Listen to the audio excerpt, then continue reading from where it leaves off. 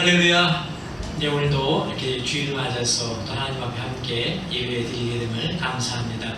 오늘도 이 시간 우리가 마음과 정성을 다해서 찬양하며 주님 앞에 한 걸음 나아가는 귀한 시간 되기를 원합니다. 우리 찬양으로 고백하겠습니다. 나는 예배자입니다.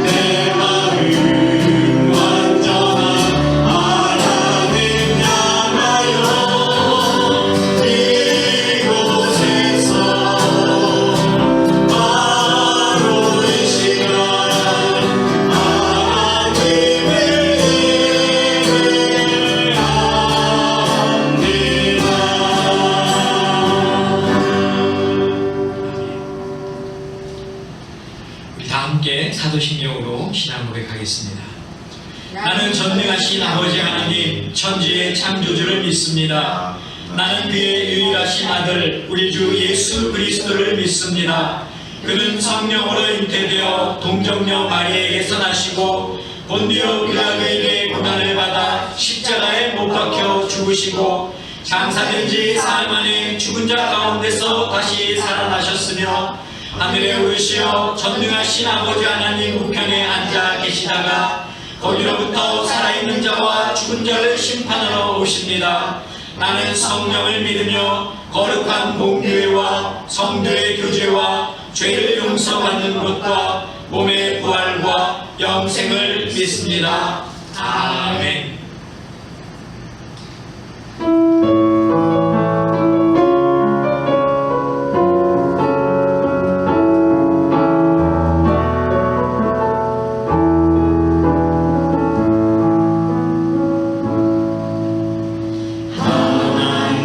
하나님이시여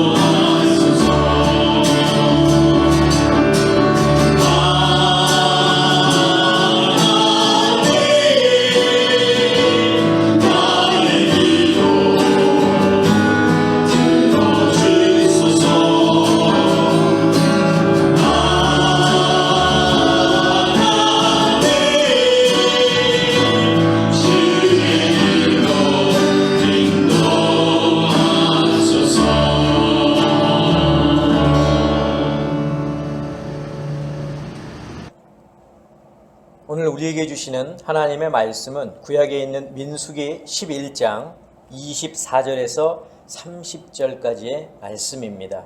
제가 봉독하겠습니다.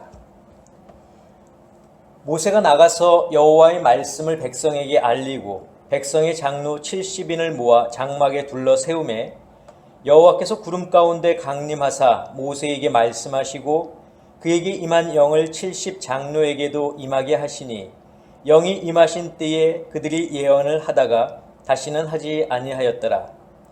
그 기명된 자 중 엘닷이라 하는 자와 메닷이라 하는 자 두 사람이 진영에 머물고 장막에 나아가지 아니하였으나 그들에게도 영이 임하였으므로 진영에서 예언한지라.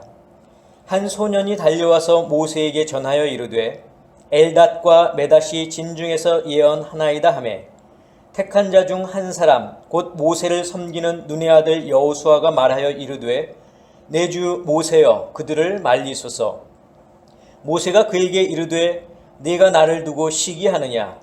여호와께서 그의 영을 그의 모든 백성에게 주사 다 선지자가 되게 하시기를 원하노라.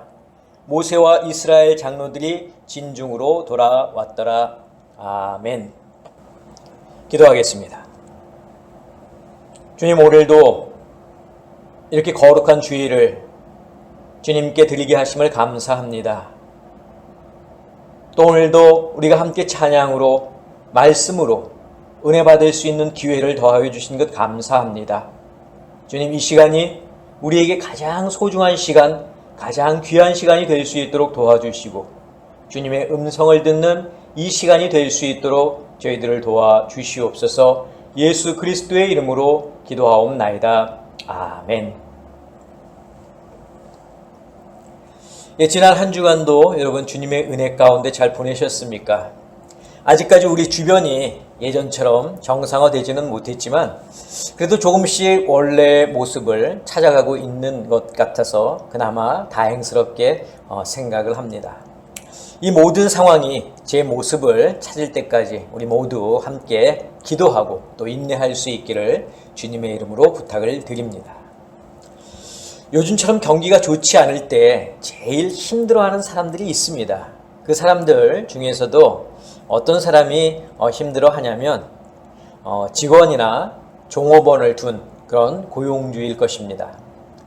주인 입장에서는 상점이나 가게 또 식당들이 정상적인 영업을 할 수 없으니까 직원이나 종업원들을 해고할 수밖에 없습니다. 왜냐하면 비즈니스를 살려야 하기 때문에 어떻게 해서든 지출을 줄여야 하는 것이죠. 그런데 여러분, 주인과 직원 사이에는 큰 차이가 있습니다. 주인은 자신이 하는 비즈니스가 보다 잘 될 수 있도록 항상 생각하고 노력한다는 겁니다. 어떻게 하면 사업이 잘 될 수 있을까?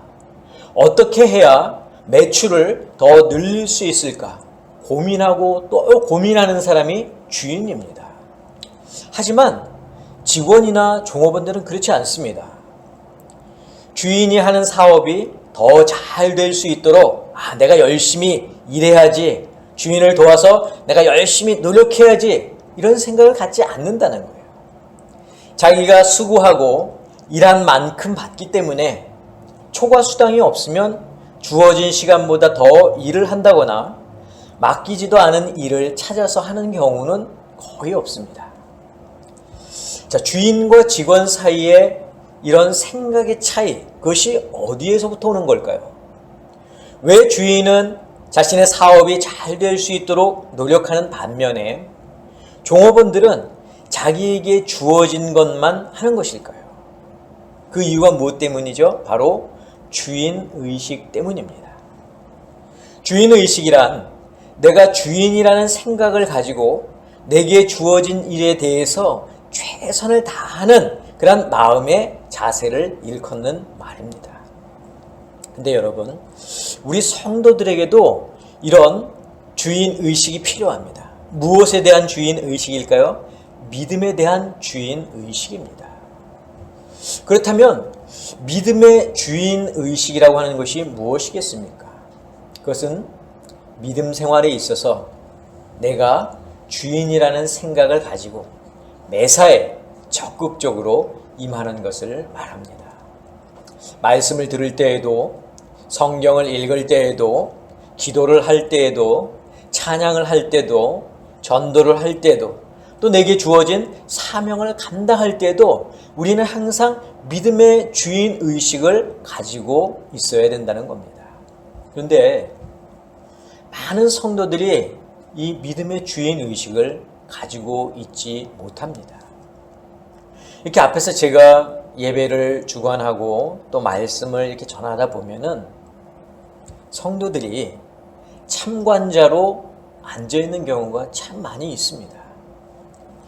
우리가 예배를 통해서 신령과 진정으로 하나님 앞에 나아가야 함에도 불구하고 그냥 은혜의 자리에 머물러 앉아 있기만을 좋아하는 성도들이 대부분이라는 것입니다.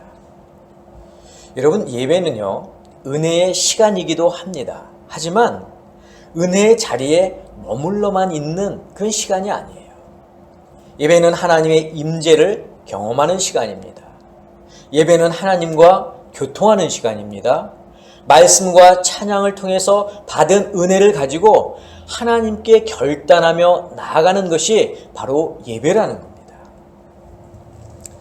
그동안 우리에게 이런 임재를 경험하는 시간이나 하나님과 교통하는 시간, 또 받은 은혜를 가지고 하나님께 결단하는 그러한 우리가 마음의 자세가 없었다면 우리는 믿음의 주인 의식이 결여되어 있었다, 이렇게 말할 수 있습니다. 저는 우리 아름다운 교회 성도 여러분들이 믿음의 주인 의식을 가지고 믿음 생활을 해 나갈 수 있기를 간절히 원합니다. 자, 그런데 이 믿음의 주인 의식이라고 하는 이것은 특정한 사람, 어떤 선택된 사람만 가지는 건 아니에요. 성도라면 누구나가 다 이 믿음의 주인 의식을 가져야 합니다. 자, 오늘 본문 말씀을 보면 모세가 백성 중에서 장로 70인을 세워서 장막, 즉 하나님의 성막 앞에 모이게 했습니다. 그때 어떤 일이 생겼냐면 여호와께서 구름 가운데 강림하셔서 모세와 말씀을 나누셨고 또 모세에게 임한 영이 그 자리에 모인 장로들에게도 임하였습니다. 그리고 장로들에게 그 하나님의 영이 임하자 그들이 예언을 하기 시작했습니다. 자, 25절의 말씀을 제가 읽어드리겠습니다. 여호와께서 구름 가운데 강림하사 모세에게 말씀하시고 그에게 임한 영을 70 장로에게도 임하게 하시니 영이 임하신 때에 그들이 예언을 하다가, 장로들에게 영이 임하자 그들이 어떻게 됐습니까? 예언을 하기 시작했다는 겁니다.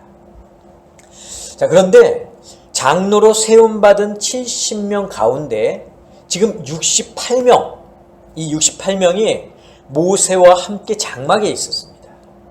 그런데 엘닷이라고 하는 사람과 메닷이라고 하는 이 두 장로는 그 장막에 있질 않고 어디에 있었느냐?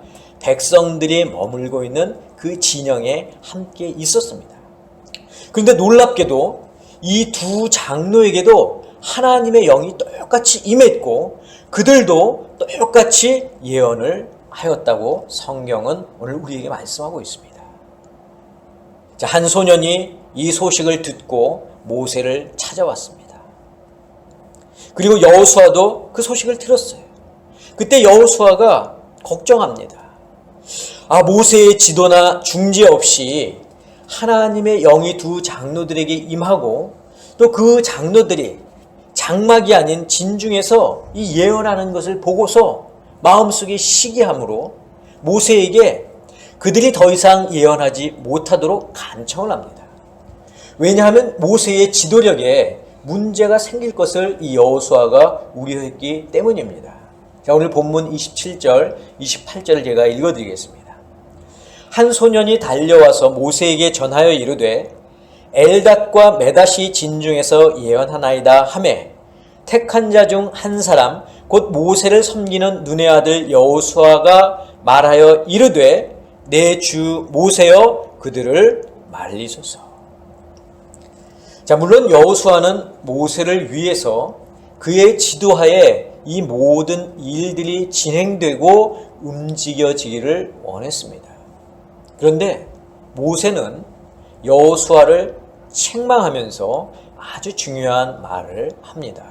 29절의 말씀을 제가 읽겠습니다. 모세가 그에게 이르되 네가 나를 두고 시기하느냐? 여호와께서 그의 영을 그의 모든 백성에게 주사 다 선지자가 되게 하시기를 원하노라. 여러분, 지금 모세가 여호수아에게 한 이 29절의 말씀이 무엇을 의미하고 있습니까? 두 가지를 그 속에 담고 있는데, 첫 번째는 뭐냐면 하나님의 영은 하나님께서 직접 부어주시는 것이라는 겁니다.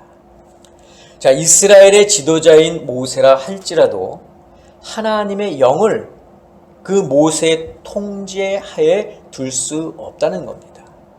즉, 하나님의 영은 하나님께서 하시는 일이기 때문에 장막에 있었던 68명의 장로들이 예언하는 것이나 또 진중에 있는 2명의 장로들이 예언하는 것을 모세가 하라 마라 어떻게 관여할 수 있는 것이 아니라는 것이죠. 자, 이 29절의 말씀이 담고 있는 두 번째 의미는 무엇이냐면 여호와의 영이 임하는 것은 시간, 장소, 대상의 제한을 받지 않는다는 것입니다. 즉, 하나님의 영은 지도자나 장로들에게만 임하는 것이 아니라 장막 밖에 있는 이스라엘 백성들에게도 하나님의 영이 임할 수 있다는 겁니다. 그러니까 지도자나 장로들이 아닌 이스라엘 백성들도 하나님의 영을 받아서 예언을 하는 선지자가 될 수 있다는 말씀입니다. 자, 그렇다면 하나님의 영은 아무 사람에게나 막 임하는 것일까요? 그렇지는 않습니다. 앞에서도 말씀을 드렸듯이 하나님의 영은 믿음의 주인 의식을 가지고 있는 성도들에게 임합니다. 예수님께서 부활 승천하신 후에 오순절 때에 제자들이 함께 모여 있었습니다. 그때 그 모여있던 제자들의 그 집에 예수님께서 말씀하셨던 성령이 임하셨고 그 제자들은 성령의 충만함을 받아서 성령이 말하게 하심을 따라 각기 다른 나라의 언어로 저희들이 말하기를 시작했습니다. 사도행전 2장 4절입니다. 그들이 다 성령의 충만함을 받고 성령이 말하게 하심을 따라 다른 언어들로 말하기를 시작하니라. 사랑하는 성도 여러분, 우리에게는 믿음이 필요합니다. 더 정확히 확실하게 말씀을 드리면 믿음의 주인 의식이 우리에게 필요합니다. 그런데 일주일에 한 번 듣는 말씀만 가지고는 우리의 믿음을 지킬 수 없고 믿음의 주인 의식을 가질 수 없습니다. 여러분, 운동선수들이 자신의 그 실력을 유지하기 위해서 최소한 하루에 1시간 이상을 훈련합니다. 악기를 연주하는 연주자들도 자신의 그 실력을 유지하기 위해서는 최소 하루에 1시간씩 악기를 연주해야 됩니다. 그런데 하루에 1시간의 훈련이나 이러한 연주는 자신의 실력을 유지시켜 줄 뿐이지 자신의 기량을 향상시키기에는 이 1시간은 너무나도 턱없이 부족한 시간입니다. 이들이 자신의 실력을 향상하기 위해서는 최소 하루에 몇 시간을 훈련받아야 하느냐? 4시간을 훈련받거나 4시간 이상을 연주를 해야 자기의 그 스킬이 늘어난다는 거죠. 그렇다면 믿음은 어떨까요? 믿음도 마찬가지입니다. 여러분, 우리가 가지고 있는 믿음도 그것을 유지하기 위해서는 하루 최소한 1시간씩은 우리가 영적인 그리고 육적인 훈련이 필요합니다. 만약 믿음의 어떤 성장을 원하신다면 그것보다 더 많은 시간을 할애해야 하는 것은 더할 나위 없이 맞는 말입니다. 그런데 우리가 하루 30분도 이런 훈련을 받지 못한다면 우리의 믿음이 어떻게 되겠습니까? 조금씩 퇴보할 수밖에 없습니다. 여러분, 믿음의 퇴보는요, 아주 천천히 일어나요. 조금씩 일어납니다. 그래서 우리의 믿음이 정말 퇴보하고 있는지 우리가 느끼지를 못한다는 거죠. 쉽게 인식하지 못한다는 것입니다. 이 믿음의 퇴보는요, 겉으로 잘 드러나지 않습니다. 겉으로 보기에는 평상시와 다름없이 경건한 그런 신앙인의 모습으로 살아갑니다. 만약 우리가 믿음의 훈련을 받지 않았고 우리의 믿음이 조금씩 퇴보한 상태가 오래 지속되었다고 한다면 우리의 본 모습은 어려움을 당하거나 곤경에 처했을 때 바로 나타나게 됩니다. 평소에 거룩하고 인자해 보이던 한 성도가 어려움이나 곤경에 처했을 때 전혀 다른 모습을 보인다면 그 사람에게는 꾸준한 믿음의 퇴보가 있었던 것입니다. 자, 그럼 왜 믿음의 퇴보가 우리에게서 나타나는 것일까요? 왜 우리는 믿음의 영적인, 육적인 훈련을 하기 싫어하는 것일까요? 왜 우리는 믿음의 주인의식을 갖지 못하는 것일까요?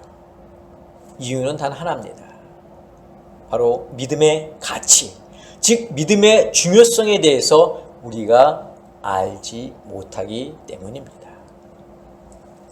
믿음이 우리 삶 속에서 어떤 작용을 하는지, 우리에게 어떤 결과를 가져다 주는지 알지 못하니까 우리가 믿음의 훈련을 하지 않는 것이고 믿음의 주인의식을 가질 수도 없는 것입니다. 자, 한국 사람들은 명품을 참 좋아합니다. 그런데 이 명품의 가격이 너무 비싸다 보니까 이를 구입할 수 없는 사람들이 짝퉁이라는 것을 사게 됩니다. 보통 사람들은 명품과 이 짝퉁의 차이를 쉽게 발견할 수 없습니다. 하지만 이것을 쉽게 구분할 수 있는 방법이 있어요. 어떻게 구분할 수 있느냐? 비가 올 때 사람들의 반응을 보면 어떤 것이 명품이고 어떤 것이 짝퉁인지 쉽게 구분할 수 있습니다. 명품을 가지고 있는 사람은 그 가방이 행여나 비에 젖어서 가죽이 상할까봐 비에 젖지 않도록 조치를 취합니다. 그 가방의 가치를 알기 때문이죠. 그러나 짝퉁을 가지고 다니는 사람은 이 헤어스타일이 망가질까봐 그것이 싫어서 가방으로 이 머리를 가린 채 비를 피할 곳으로 달려간다는 겁니다. 싼 가방에 싼 값에 산 가방이기 때문에 비에 젖는 것이 그렇게 아깝지 않은 거죠. 이 또한 가방의 가치를 알기 때문에 이런 행동을 하게 된다는 것입니다. 여러분, 믿음도 마찬가지입니다. 믿음의 가치를 아는 사람은 그 믿음을 소유하고 또 유지하고 그것을 성장시키기 위해서 주인의식을 가지고 열심히 영적으로 육적으로 훈련을 합니다. 마치 주인이 자신의 가게를 유지하고 매출을 늘리기 위해서 열심히 수고하는 것과 같습니다. 그러나 믿음의 가치를 모르는 사람은 믿음을 지키기 위해 수고하지 않습니다. 그냥 지금 가지고 있는 믿음의 그 상태로 살아갑니다. 사실은 믿음의 상태, 그 상태 그대로 있는 것이 아니라 믿음의 퇴보를 보이고 있는데 그것을 깨닫지 못한 채 살아가고 있는 것입니다. 이런 성도들의 모습은 종업원이나 직원과 다를 바가 없습니다. 여러분, 그렇다면 믿음의 가치가 무엇입니까? 여러분에게 있어서 믿음은 과연 무엇입니까? 우리가 이것을 제대로 알지 못하면 우리에게는 믿음의 퇴보밖에는 있을 수가 없습니다. 믿음은 스스로 지키지 않으면 결코 믿음을 유지하거나 성장시킬 수 없습니다. 믿음의 대상은 하나님이요 예수님이지만 믿음의 주체는 바로 납니다. 바로 내가 믿음의 주체예요. 하나님께서 우리의 믿음을 세워주지 않습니다. 예수님께서는 우리의 믿음이 성장할 수 있도록 도우실 수는 있지만 그 수고는 전적으로 우리의 몫입니다. 그렇기 때문에 우리가 믿음의 가치를 알아야 하고 믿음의 주인의식을 가져야 하는 것입니다. 자, 그렇다면 이 시간 믿음에 대해서, 그 가치에 대해서 우리가 좀 알아보도록 하겠습니다. 자, 믿음이라고 하는 것, 믿음은 첫째로 하나님의 자녀가 되는 유일한 방법입니다. 성도들을 일컬어서 하나님의 백성, 하나님의 군대, 또 하나님의 자녀라고 말합니다. 우리가 어떻게 하나님의 백성이 됐죠? 우리가 어떻게 하나님의 군대가 되었고 어떻게 하나님의 자녀가 되었습니까? 내가 가진 지식 때문입니까? 내가 가지고 있는 물질 때문입니까? 아닙니다. 세상의 그 어떤 것으로도 우리는 하나님의 자녀가 될 수 없습니다. 그런데 하나님의 자녀가 될 수 있는 유일한 방법은 무엇이냐? 그것은 오직 믿음이라고 하는 거예요. 하나님께서 우리에게 보내주신 예수님을 그리스도로 믿는 그 믿음 때문에 바로 우리가 하나님의 자녀가 될 수 있었던 것입니다. 그래서 사도 바울은 갈라디아서 3장 26절에서 이렇게 말씀합니다. 너희가 다 믿음으로 말미암아 그리스도 예수 안에서 하나님의 아들이 되었으니. 성도 여러분, 우리가 믿음 때문에 하나님의 자녀가 되었습니다. 그 어느 누구도 하나님 앞에 나아갈 수 없었고 감히 하나님의 이름을 부를 수도 없었는데, 그런데 이제는 이 세상의 주인이신 하나님을 우리가 아버지로 부를 수 있으니 얼마나 놀라운 변화가 우리에게 일어났습니까? 믿음 때문에 이런 변화가 나타나는 것입니다. 그러니 믿음의 가치라고 하는 것이 얼마나 크고 소중한 것인지를 우리는 알 수 있습니다. 자, 둘째로 믿음은 하나님께서 우리의 의로움을 판단하는 기준입니다. 이것은 첫 번째와 중복되는 말씀이기도 합니다. 하나님은 우리의 행실 또 우리의 행위 때문에 우리를 당신의 자녀로 삼으신 게 아닙니다. 우리의 의로움 때문에 우리를 자녀 삼아 주셨습니다. 그런데 우리가 의롭게 된 것이 누구 때문입니까? 예수님 때문입니다. 예수님을 믿음으로 우리가 의롭게 된 것입니다. 예수님을 믿음으로 우리가 죄의 사함을 받고 의인이 될 수 있었던 것입니다. 그래서 하나님이 우리를 의롭다 여기시는 것이죠. 그런데 우리를 의롭다 여기시는 그 기준이 어디에 있다고요? 바로 믿음에 있습니다. 자, 사도 바울이 이것을 로마서 3장 28절에 말씀하고 있습니다. 그러므로 사람이 의롭다 하심을 얻는 것은 율법의 행위에 있지 않고 믿음으로 되는 줄 우리가 인정하노라. 자, 사도 바울은 로마서 5장 1절에도 같은 말씀을 하고 있어요. 그러므로 우리가 믿음으로 의롭다 하심을 받았으니 우리 주 예수 그리스도로 말미암아 하나님과 화평을 누리자. 성도 여러분, 믿음의 가치가 얼마나 큰 것인 줄 깨달으셨습니까? 믿음은 정말 우리에게 너무나 값지고 소중한 것을 여러분들이 아셔야 됩니다. 자, 세 번째로 믿음은 성도들이 계속해서 의인으로 살아갈 수 있도록 도와준다는 겁니다. 자, 성도들이 예수님을 믿으며 그리스도인으로 살아가지만 세상은 참 험난하고 유혹이 많습니다. 그래서 우리가 잠깐이라도 방심하면 교만할 수 있고 정직하지 못할 수 있고 넘어질 수 있습니다. 그런데 믿음은 우리가 세상을 살면서 의인으로 살 수 있도록 도와준다는 거예요. 자, 하박국 선지자가 이렇게 말씀합니다. 하박국 2장 4절입니다. 보라 그의 마음은 교만하여 그 속에서 정직하지 못하나 의인은 그의 믿음으로 말미암아 살리라. 자, 바울도 갈라디아서 2장 20절에 이렇게 말씀했습니다. 내가 그리스도와 함께 십자가에 못 박혔나니 그런즉 이제 내가 사는 것이 아니요 오직 내 안에 그리스도께서 사시는 것이라. 이제 내가 육체 가운데 사는 것은 나를 사랑하사 나를 위하여 자기 자신을 버리신 하나님의 아들을 믿는 믿음 안에서 사는 것이라. 여러분들 믿으십니까? 우리가 믿음 안에서 사는 것, 우리가 의인으로 사는 것, 이것이 바로 믿음 때문이라는 겁니다. 이렇듯 믿음의 가치는 우리가 물질로 측량할 수 없이 너무나 값지고 소중한 것입니다. 그런데 우리는 이런 믿음의 가치를 너무나 값싸게 여겨왔습니다. 왜냐하면 아무런 어려움 없이 이런 믿음을 우리가 얻었기 때문입니다. 중세 많은 기독교인들이 믿음을 위해서 자신의 생명까지도 버릴 수 있었던 이유는 믿음의 가치를 알았기 때문이에요. 믿음의 가치가 얼마나 소중한 것인지, 믿음의 그 가치가 나의 목숨보다도 나의 생명보다도 더 소중한 것을 알았기 때문에 그들은 죽음 앞에서도 믿음을 버리지 않고 과감히 순교할 수 있었던 것입니다. 여러분, 믿음은 세상의 그 어떤 것과도 바꿀 수 없는 소중한 것임을 깨달으실 수 있기를 바랍니다. 아름다운 교회 성도 여러분, 믿음을 정말 소중히 여기시기를 바랍니다.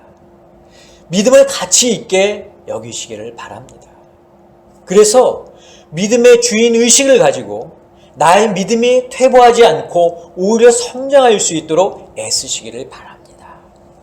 믿음의 주인 의식은 나 자신이 느끼지 못하면 어느 누구도 나를 대신해서 채워줄 수 있는 사람이 아무도 없습니다. 저는 우리 아름다운 교회 성도 여러분들이 믿음을 소중히 생각하고 그래서 믿음의 주인 의식을 갖고 믿음의 성장을 위해서 영적으로, 육적으로 훈련받을 수 있기를 주님의 이름으로 간절히 축원합니다. 기도하겠습니다. 사랑의 아버지 하나님, 감사합니다. 오늘도 저희들이 이 자리에 모였습니다. 말씀을 함께 들었습니다. 은혜의 자리에 머물러 있는 저희들이 아니라 받은 은혜를 가지고 우리가 결단하며 하나님 앞에 나아갈 수 있는 저희들이 될 수 있도록 도와주시옵고 믿음의 주인의식을 갖는 저희들이 되게 하여 주시옵소서. 이제는 우리 주 예수 그리스도의 은혜와 하나님의 그 크신 사랑하심과 성령님의 역사하심, 오늘 말씀을 듣고 믿음의 주인의식을 갖기 위해 끊임없이 영적으로 육적으로 우리를 치고 또 우리를 훈련하기를 다짐하는 사랑하는 당신의 성도들 머리 위에, 저희들의 가정 위에, 자녀들 위에, 건강 위에, 직장과 사업과 일터 위에 지금부터 영원까지 함께 하옵시기를 간절히 축원하옵나이다. 아멘.